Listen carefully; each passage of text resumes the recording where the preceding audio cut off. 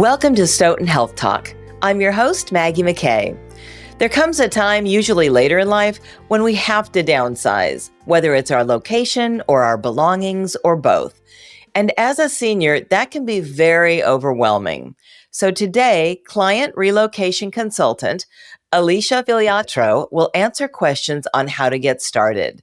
Thank you so much for being here, Alicia. Yeah, thank you very much for having me and letting me talk more about downsizing. Absolutely. Are there challenges seniors might face when trying to sell their belongings? Oh, yeah, definitely. One of the biggest challenges that seniors face when selling their items is understanding how the market works today, the resale market, I should say, specifically. So, in other words, the value of an item isn't based on what they paid for it, what it may be insured for, or even how much they love it. It is simply based on what someone is willing to pay for it today. Though it's tough to hear, especially when it's a beloved item, items can often sell for a fraction of what we paid for them, or there might not be a resale market for an item at all. Are there specific items that tend to sell better than others in today's market? Oh, definitely. First of all, though, the resale market is fickle. It items that were not sellable even 6 months ago may now be, a hot item. So it tends to be kind of based on the people who are starting their first apartment or their first moving into their first home, and the things that they're looking for come from their childhood. So things right now, maybe from the 70s, 80s, and early 90s are kind of in style or sought after. Items need to be well made. Unique and quirky tends to sell pretty good. And then condition matters. So when people are getting ready to sell items, they need to be cleaned, they need to be checked to make sure that they're not broken. They need to make sure that if they're, say, a small appliance, that all the pieces are there. And like I said, it's in working condition. If it's a collectible, it probably does best if it's in its original packaging. So those are some conditions. And then on the hot list, at least, like I said, as of recording today, mid-century modern furniture, been in style for quite a while. They're clean and simple pieces, and they kind of combine well with other types of furniture, so they kind of blend together. Vinyl records and vintage stereo equipment is pretty hot right now. Vintage jewelry and tees, t-shirts, so like a band tee from 70s and 80s or 90s. High quality tools, kitchenware, the vintage kitchenware, so iron or cast iron cookware, Pyrex, retro pieces, and barware is kind of fun. And then vintage game boards. So those seem to be hot. And if they're packaging, even better. Alicia, I'm thinking I better get going and, start doing it now because everything you mentioned I have, even though I'm not downsizing right now. But on the on the flip side, what are some things people assume will sell but often don't?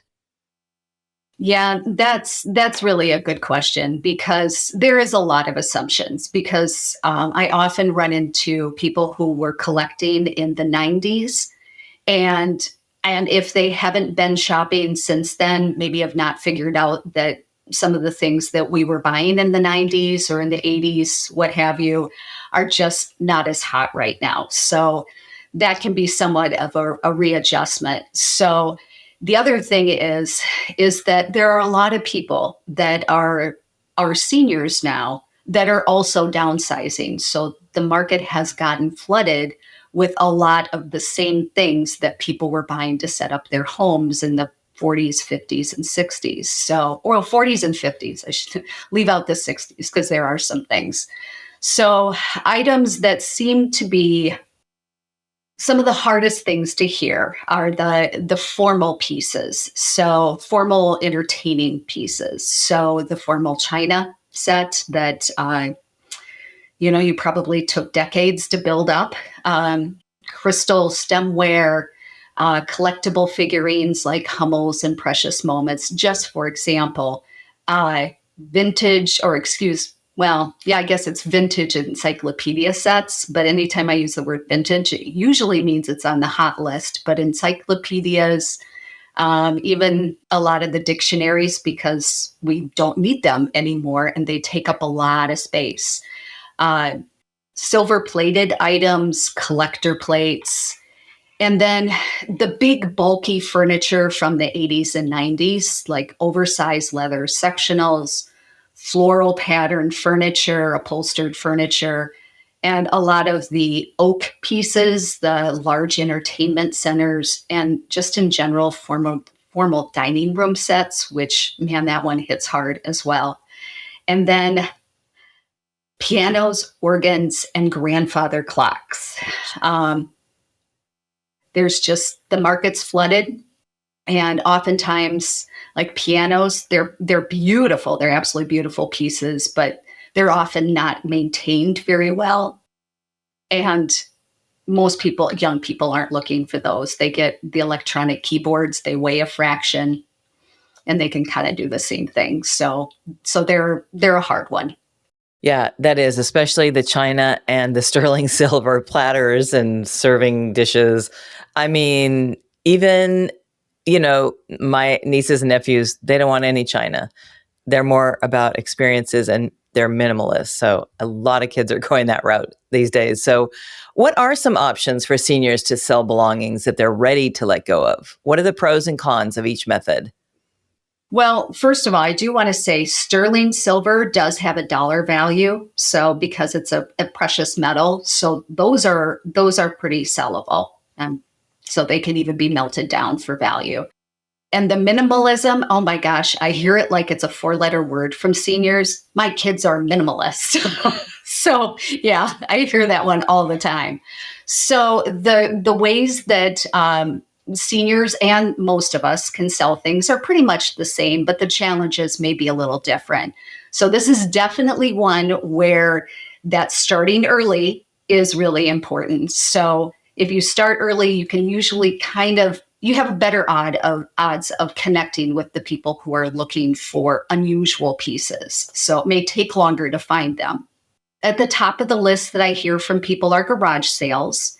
Garage sales are wonderful for selling a big bulk of items. It usually implies that you just open your garage door so you have it right in your own home, right outside your own home, so it's not as hard to set up.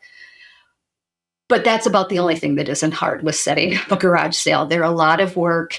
It can be very exhausting. It may depend on the weather. It may depend on whether or not people, like if you live someplace that's hard to get to, you may not have people come. So it can be a lot of work and people are going to haggle with you. So that can be pretty exhausting. Then let's see, the online platforms. So we've got eBay, Facebook Marketplace, Nextdoor, and Craigslist is still around. So all of them do a wonderful job of helping connect people trying to sell things with people looking to buy things, but they can be a lot of work and there can be some safety issues around them. And then you also have to really know how to price items. So it requires a little bit of research and maybe a little technical savvy. So this one might be a good one to get some help from family. Estate sales, I hear from a lot of people that they're just going to have an estate sale.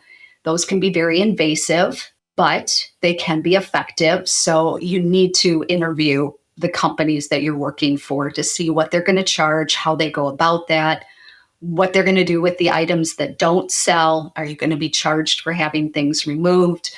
So there's a few factors. And there's a lot of times I hear from people that they really didn't make the kind of money for the amount of effort that went into it. So, but a decent solution. And then consignment shops. So the two that kind of come to mind are the furniture and clothing consignment shops.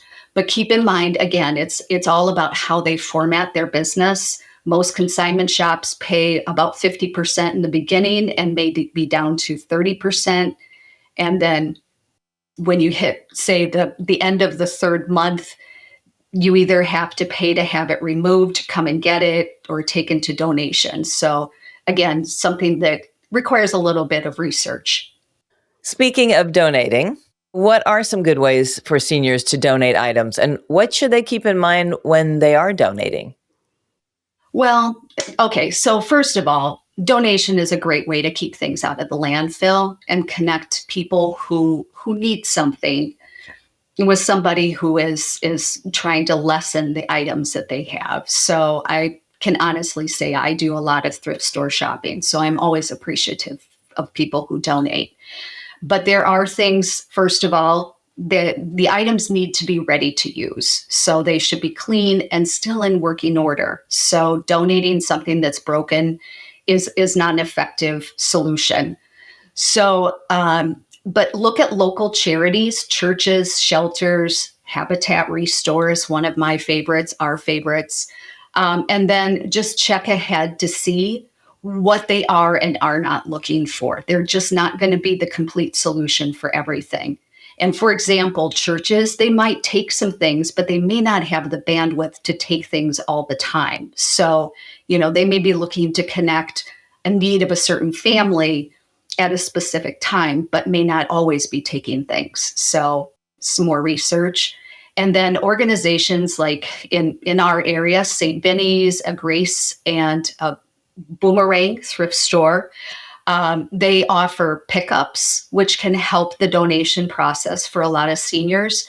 But again, you have to work with the organization to make sure that they accept the item and that it's in the condition that they're looking for. So they're going to have their expectations too. So you may have to send pictures and do some other things. I don't know about where you live, but during COVID, they were not coming into your house, understandably, when they came to pick up things like furniture. And they have kept that going. So that can be really hard for seniors because they may not have someone to help them take heavy furniture outdoors. So there's another roadblock. But what should seniors do with items can't be sold, can't be donated? And like you said, you want to keep it out of the landfill, but what do you do? Well, first of all, there are some items that aren't allowed in the landfill. So that does, to be mindful of that does help lessen the burden. So when you're looking at items that you have to dispose of, here in Dane County, you can go to the Dane County, let's see, what is it, landfill.danecounty.gov website and check and see what they take, what needs to go to clean sweep and how, what times they're available and that sort of thing. But they take things like electronics, paint, household and yard chemicals. And then a cool thing about Clean Sweep that maybe not everybody knows is that they also have a product exchange program. So if you are looking for things like paint, solvents, and pesticides, they may have some used items in a room that they have as part of the Clean Sweep facility. So that's kind of cool to keep it out of the landfill. But there's also, I guess, in this way, I'm mostly looking at the landfill and disposing of things. But besides donating, I just kind of wanted to throw in that there's kind of the whole world of regifting. I have one of the people I work with, when it came time to lessen her china, she's a baker. So she would bake the best goodies, put it on one of her fancy china plates, and then she would give that to a neighbor or a friend or maybe anybody who came to visit her at her house got a plate with the understanding that they kept the plate. There's creative solutions. So, being open to looking at things from a different light, that things don't have to necessarily be done perfectly. Also, when I've worked with people who are selling their homes, there are times when some of those bigger items, like say a pool table, can stay in the home, or new buyers might be interested in purchasing certain items. So, there's just kind of keep your eyes open for other alternatives or other solutions. But, whether you sell, donate, or discard, every step of that is a step towards living a simpler, more manageable life at this point. So I know when my mom was in her 80s and completely healthy, she moved to a smaller place and she wanted to downsize before she moved. So she said, there are five of us siblings, and she said, everyone come over and whenever, not at the same time, but whatever you want. She got the blue painter's tape and, we wrote our name and put it underneath or just took it at that time. So by the time she moved, she had about half as much stuff. And I thought Yeah. that was very effective. And I know a lot of my friends' parents have done that. They, while they're still alive, they're like, take what you want now, and it makes it easier for them to move. But that's just one idea. What do you think about that? Oh, I think that's wonderful. And I hear anecdotal stories all the time. From my mom, she started going through her jewelry chest. She had a lot of jewelry. And she started each birthday and Christmas and any other occasion she could get away with it. She started gifting my daughters and my brother and I things from there and from her collection of elephants and other things that were really precious to her that she wanted to make sure that we got, and that she could be around to see that. So it was, first of all, she wasn't spending any more money on Christmas things because we weren't in acquisition mode at the time. So it was nice to not get more, but it was also an opportunity to hear stories about the items that she was sharing with us. Because I would have never known that, the brooch that she had been her great aunt's brooch, and she grew up seeing her wear it on her coat at church, and things like that. It's an opportunity for sharing some beautiful stories as well, which I'm kind of all about the stories. That's so meaningful. Thank you so much, Alicia. This has been so eye-opening, and you gave us such useful and practical advice on how to go about this process because it's not an easy one. No, no, it's not. It can be very emotionally and physically even challenging to do. So thank you. I appreciate the opportunity to talk about this. Again, that's Alicia Filiatro. To find out more, please visit wellrive.com. And if you found this podcast helpful, please share it on your social channels. And check out our entire podcast library at stoughtonhealth.com for topics of interest to you. Thanks for listening to Stoughton Health Talk.